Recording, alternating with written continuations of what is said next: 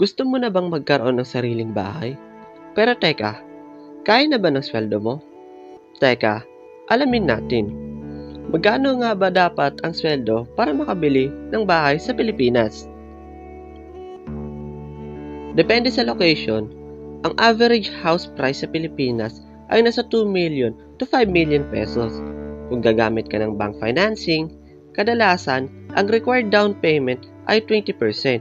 So, for a 3 million house, that's 600,000 pesos upfront. Ang monthly amortization, nasa 20,000 to 30,000. Depende sa loan term at interest rate.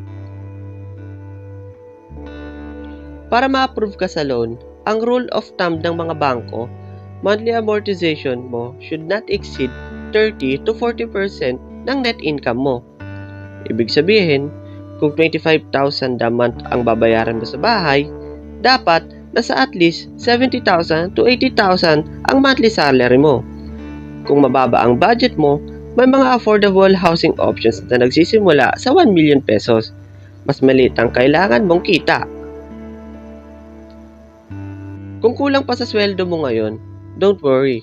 Pwede kang mag-start by saving early for the down payment, considering pag-ibig financing na mas flexible, looking into foreclosed or pre-selling units na mas mura. Ang importante, magplano ka ngayon para mag-ready ka in the next 1 to 2 years. Kahit hindi kalakihan ang sweldo mo, basta may diskarte at tamang kaalaman, makakabili ka rin ng sarili mong bahay. Bago ka pumasok sa big decision na yan, teka, alamin natin.